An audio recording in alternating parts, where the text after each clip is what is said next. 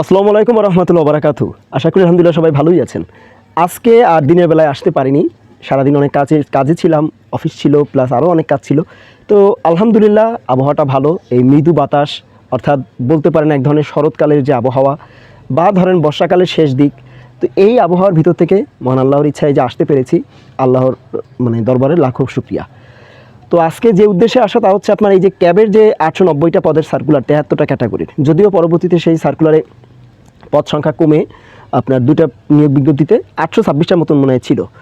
এখন এই চাকরির জন্য আপনারা কিভাবে পড়বেন, আপনারা আমাকে বলেছেন আর কি যে স্যার কী কী পড়বো একটু আপনি নিয়ে আসেন। তো পরীক্ষা পদ্ধতি কেমন, কি পড়বেন, পরীক্ষা কবে নাগাদ হতে পারে, আর এই ক্যাবের পাশাপাশি এই ক্যাবের পড়াশোনার পাশাপাশি আর কোন কোন অধিদপ্তরের পড়াশোনাগুলো করলে বা প্রশ্নগুলো দেখলে আপনাদের জন্য ক্যাবের প্রস্তুতি নিতে সহজ হবে, সেইগুলো নিয়েই আপনাদের সামনে মূলত আজকে আসা। এখন ক্যাবের এই 73টা ক্যাটাগরি সবগুলো সম্পর্কে বলা সম্ভব নয়, বুঝতে পেরেছেন।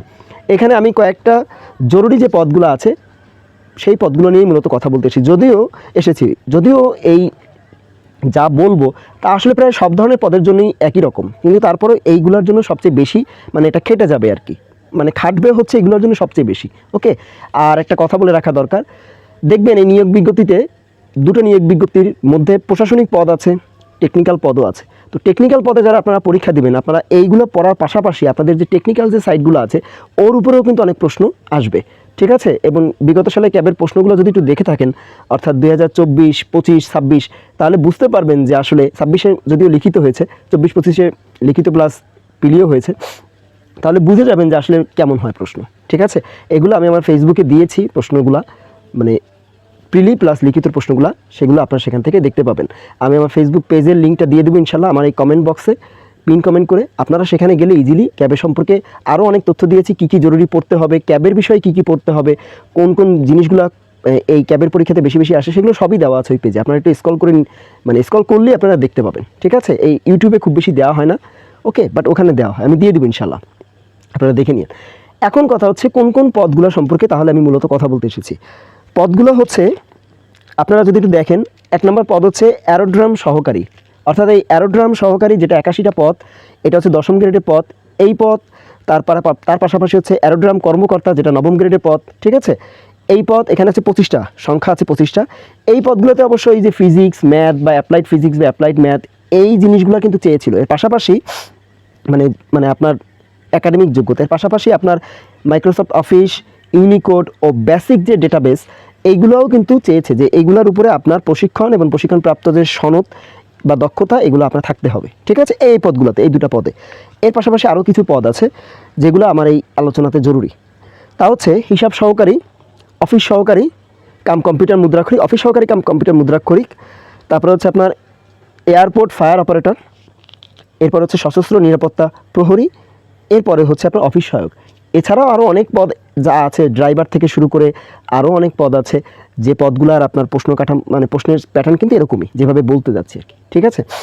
তো এখন আসেন হচ্ছে পরীক্ষা পদ্ধতিটা কেমন, তারপরে যাব হচ্ছে পরীক্ষা কবে নাগাদ হতে পারে। পরীক্ষা পদ্ধতি হচ্ছে আপনার 4 সিস্টেমে। প্রথম হচ্ছে পিলি হয় হচ্ছে 80 মার্কের, ঠিক আছে। এবার 100 মার্কের হবে কিনা এখনও জানি না, বাট বিগত সালগুলোতে 80 মার্কের হয়েছে। এবং এই 80 মার্কের যে প্লিটা হয়, এটা 24 সালে কিন্তু হয়েছিল 50 মিনিটের মধ্যে, 50 মিনিটে 80 মার্কের পরীক্ষা, বুঝতে পেরেছেন। এবং সামনে হয়তো বা 80 মার্কে, এবার হয়তো বা 80 মার্কের জন্য 60 মিনিট দিতে পারে, বাট 50 মিনিট দিলে একটু টাফ হয়ে যাবে। এর পাশাপাশি এরপরে হয় হচ্ছে রিটেন। পিলিতে যারা টিকতে পারেন তারা রিটেনে যান, এবং সেটা 80 মার্কের পরীক্ষা, এবং এটা থাকে হচ্ছে 1.5 ঘন্টার পরীক্ষা বা 90 মিনিটের, ওকে। এরপরে হচ্ছে যদি কোনো পরীক্ষার যেগুলো টেকনিক্যাল পদ বা যদি ব্যবহারিক থেকে থাকে তো ব্যবহারিক বা প্র্যাকটিক্যাল, আর যদি ব্যবহারিক না থেকে থাকে সরাসরি ভাইবা, ঠিক আছে। আচ্ছা, এবার আসেন হচ্ছে এই পরীক্ষা কবে নাগাদ হতে পারে। দেখুন, আমি আমার আগের একটা ভিডিওতে বলেছিলাম, যে ভিডিওটা ছিল হচ্ছে আপনার সমাজসেবা পরীক্ষা কবে হতে পারে, প্রাইমারি প্রধান শিক্ষকের পরীক্ষা কবে হতে পারে, যেহেতু প্রাইমারি অর্থাৎ পিএসসির আমাদের যিনি মোবাশের মোনেম স্যার ছিলেন, অর্থাৎ চেয়ারম্যান ডাক্তার, উনি পদত্যাগ করার কারণে প্রাইমারি প্রধান শিক্ষক পরীক্ষা কবে হতে পারে সেই নিয়েও আমি আলোচনা করেছি, এবং তার পাশাপাশি এইটা আলোচনা করেছিলাম অর্থাৎ ক্যাবের পরীক্ষা কবে নিতে পারে।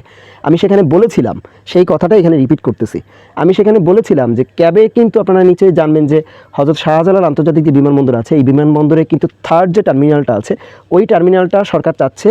সরকার কিন্তু ওই যে সরকারের যে 180 দিনের যে সাফল্য, অর্থাৎ ইবুক প্রাইম মিনিস্টার্স অফিসের যে আপনার সেখান থেকে যেটা মানে প্রকাশিত হয়েছিল গত কয়েকদিন আগে, সেই ইবুকে কিন্তু 180 দিনের ওই ইবুকে কিন্তু সরকার বলেছে যে থার্ড টার্মিনালটা 16ই ডিসেম্বর 2026-এ তারা তার কিছু অংশ উদ্বোধন করতে চাচ্ছে। তো যেহেতু থার্ড টার্মিনাল কিছু অংশ উদ্বোধন করতে চাচ্ছে, তার মানে বোঝা যাচ্ছে যে এই যে লোকবলগুলো বা এই যে পদে পরীক্ষাগুলো আছে এগুলো খুব দ্রুতই হবে, কারণ এখান থেকে লোক নিয়েই তো ওখানে বসাতে হবে, তাই না?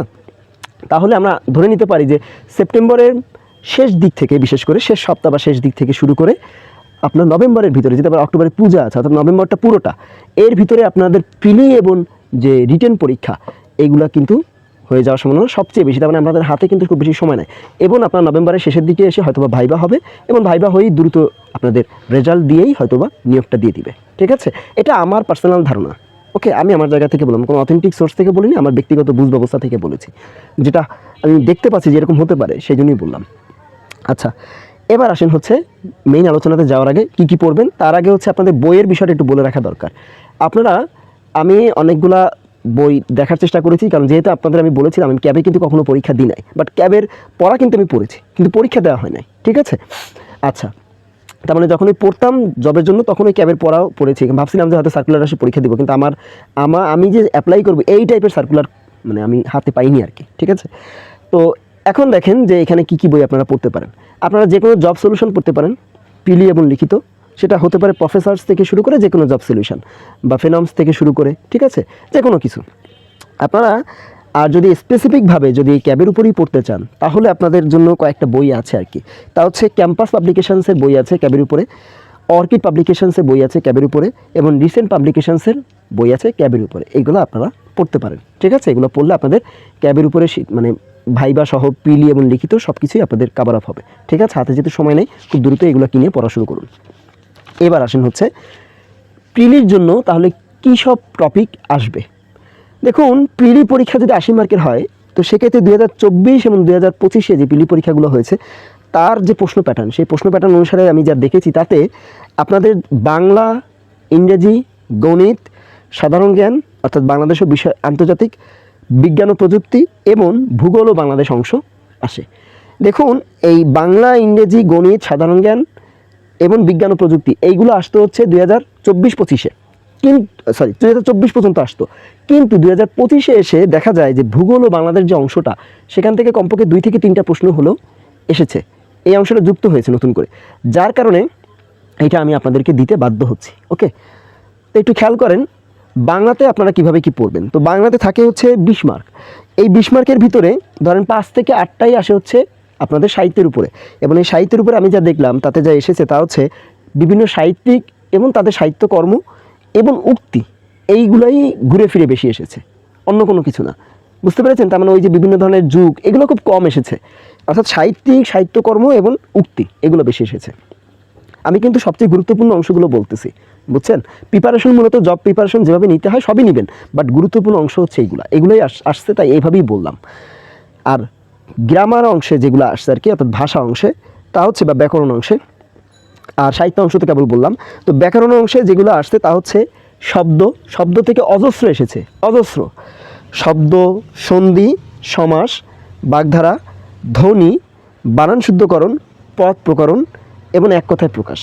বুঝতে পেরেছেন? এবং অর্থাৎ এই যে কয়টা বললাম এইগুলো থেকেই দেখা যাচ্ছে ঘুরিয়ে ফিরিয়ে প্রশ্ন বেশি এসেছে, আরও অনেক কিছু এসেছে, বাট এইগুলা সবচেয়ে বেশি এসেছে। আমি যত পদের প্রশ্ন দেখেছি তত পদের প্রশ্ন এগুলাই পেয়েছি। অর্থাৎ দেখা যায় আপনার গ্রামারের উপরে আপনার 12 থেকে 15টা প্রশ্ন এসেছে, আর সাহিত্যের উপরে এসেছে হচ্ছে 5 থেকে 8টা প্রশ্ন। ওকে, আচ্ছা, এবার আসেন ইংরেজি গ্রামারে। একটু বলে রাখা ভালো, ইংরেজি লিটারেচারের উপরে প্রশ্ন আমি আদৌ পাইনি। এখন এবার দিবে কিনা আমি জানি না, তাই আমি এবার ইংরেজি লিটারেচারটা, এই ইংলিশের উপরে লিটারেচারটা বাদ দিয়েছি।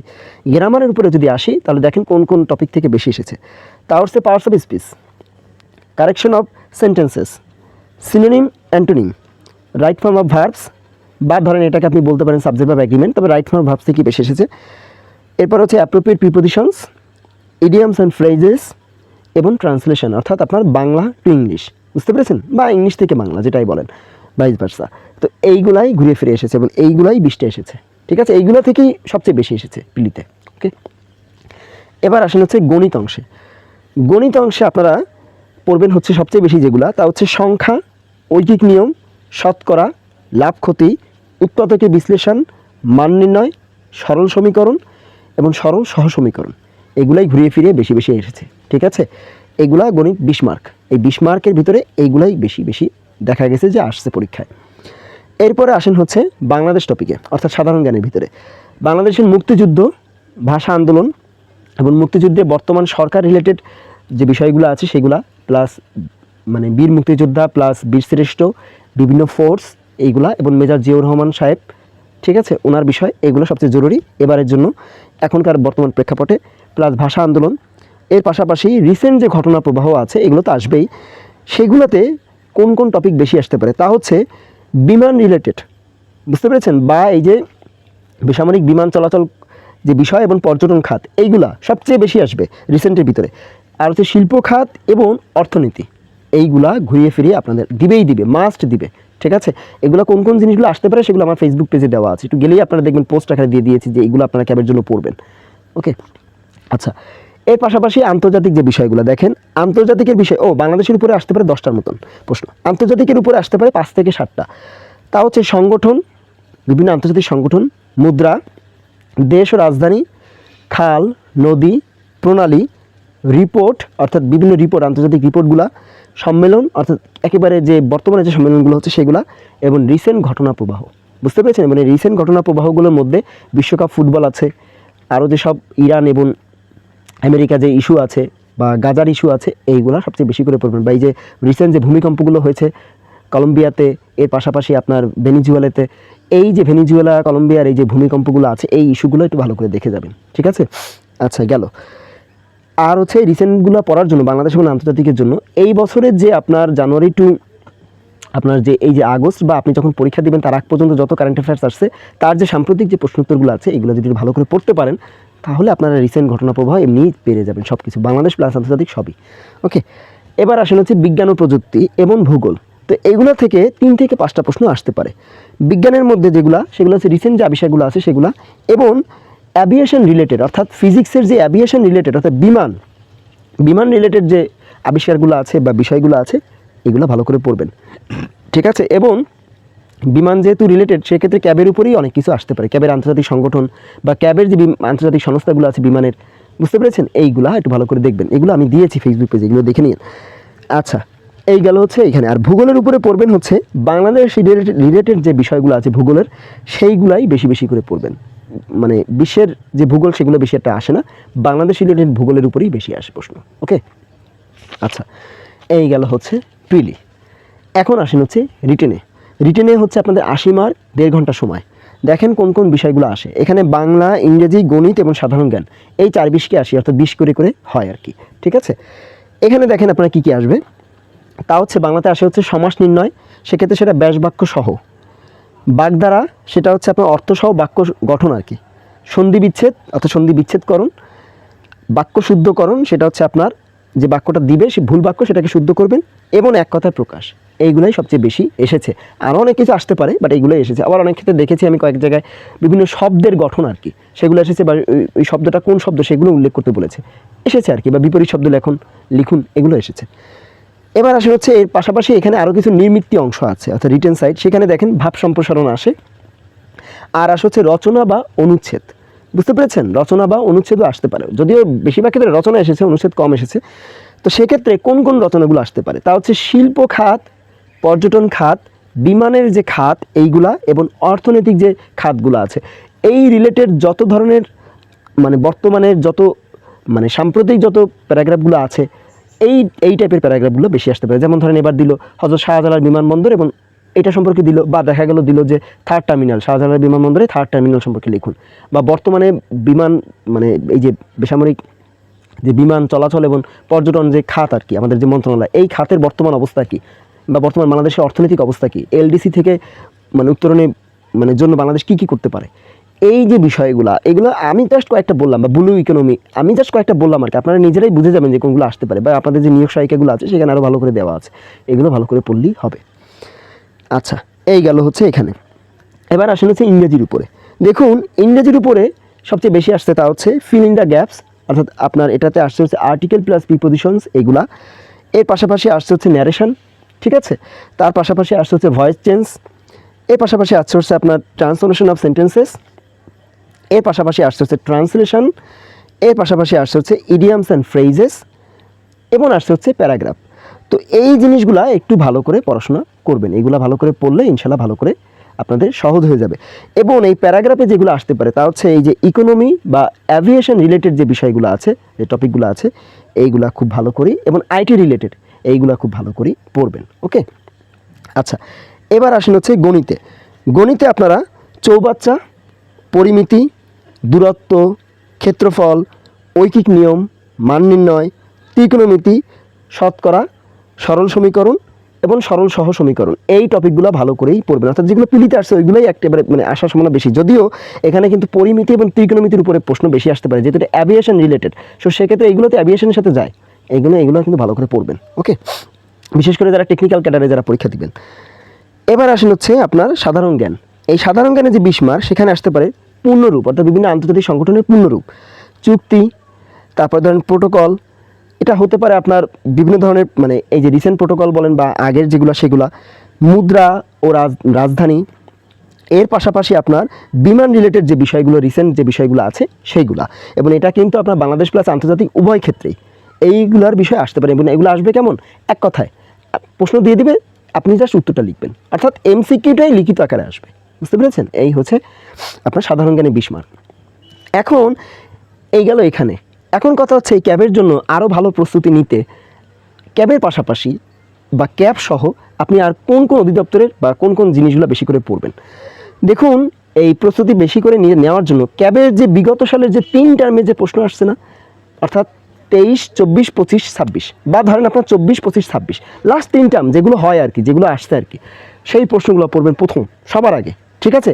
এবং আপনার যে গ্রেড, সেই গ্রেড বা তার আগে পিছিয়ে 2 গ্রেডের যে আছে এই রিলেটেড প্রশ্নগুলো বেশি করে পড়বেন। ধরেন আপনি যদি 14 গ্রেডে পরীক্ষা দেন, তাহলে 13 এবং 14 to 16, অর্থাৎ 13 থেকে 16-র মধ্যে যে প্রশ্নগুলো আসছে এগুলো বেশি করে পড়বেন। এইভাবে পড়বেন, তাহলে সহজ হবে। সব তো পড়ে পারবেন না, ঠিক আছে? এর পাশাপাশি আপনার বিমান বাংলাদেশ এয়ারলাইন্স যেটা আছে, এবং বিমান বাংলাদেশ এয়ারলাইন্স লিমিটেডের যে পরীক্ষাগুলো হয় সেই পরীক্ষাগুলোর প্রশ্ন আর এই যে ক্যাবের প্রশ্ন একেবারে ডুপ্লিকেট, ঠিক আছে? সো এগুলো পড়বেন, এবং এগুলো পড়বেন হচ্ছে লাস্ট 2 টার্মের। আর বাংলাদেশ পর্যটন কর্পোরেশন, যেটার নাম হচ্ছে আপনার বিপিসি, এর যে প্রশ্ন আছে তার লাস্ট 2 টার্মের প্রশ্ন পড়বেন। এবং সর্বশেষ সেটা হচ্ছে বিটিবি, যেটাকে বলা হয় বাংলাদেশ ট্যুরিজম বোর্ড। তো এই ট্যুরিজম বোর্ডের যে লাস্ট টার্মে যে প্রশ্ন, এখানে 2 টার্ম লাগবে না, এখানে যে 1 টার্মের যে লাস্ট প্রশ্নগুলো আছে সেইগুলো পড়লেই এনাফ। এই যদি পড়ে যেতে পারেন, এই যদি কভার আপ করতে পারেন একটা না, তাহলে আপনাদের ক্যাবের চাকরি মিট যাওয়ার কোনো কথা না। এত সুন্দর চাকরি, এত ভালো চাকরি আপনারা ইজিলি পেয়ে যাবেন, ঠিক আছে? আমার অনুরোধ থাকবে, ভিডিওটা যারা দেখেছেন সম্পূর্ণ, তারা, আমার বিশ্বাস তারা অনেকটাই উপকার পেয়েছেন। যারা মাঝামাঝি টেনে টেনে দেখেছেন তারা আসলে কিছুই বুঝতে পারেননি, ঠিক আছে? তো টেনে টেনে যারা দেখেছেন তারা আসলে এই প্রিপারেশনটাও টেনে টেনেই নেন, আর যারা পুরোটা দেখেন আমার বিশ্বাস তারা প্রিপারেশনটা পুরোটাই নেন। এতটুকুই শুধু তফাৎ। ওই যারা টেনে টেনে দেখেন তাদের চাকরি হয় না, বা হলেও টেনে টেনে হয়, ঠিক আছে? ওই যে টিটিপি বলে না, টেনে টেনে পাস, ওই টাইপের হয়। আর যারা পুরোটাই দেখেছেন তারা নিশ্চয়ই এ বিষয়ে সিরিয়াস, এবং সিরিয়াস আসেন বলেই বা সিরিয়াস থাকেন বলেই জবের পিছনে আপনারা একদিন না একদিন আপনারা ভালোভাবেই সফল হবেন, ঠিক আছে? তো আপনাদের জন্য দোয়া রইল। আমি সবার জন্যই দোয়া করি, বাট সিরিয়াস হন চাকরিতে, যে কোনো চাকরি পরীক্ষার জন্য সিরিয়াস হন, সেটাকে টার্গেট করে পড়াশোনা করুন। দেখবেন যে এই চাকরি না পাওয়ার কোনো মানে চান্সই নাই, কারণ ফেয়ার তো নিয়োগ হয়, বুঝছেন? সব জায়গাতেই 2 নম্বরই চলে, ঠিক আছে? সারা বাংলাদেশের সব যে কোনো অধিদপ্তরে 2 নম্বরইভাবে নেয়, যেটাই নিক। মেধা দিয়ে আসতেছে না, অনেকেই মেধা দিয়ে আসতেছেন, বুঝতে পেরেছেন?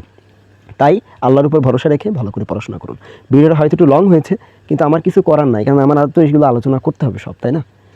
তো ভালো থাকবেন। আমার বিশ্বাস ক্যাব নিয়ে আর আমার হয়তো আলোচনা নিয়ে আসার কোনো প্রয়োজন পড়বে না, এই একটা ভিডিও যথেষ্ট। আল্লাহ হাফেজ।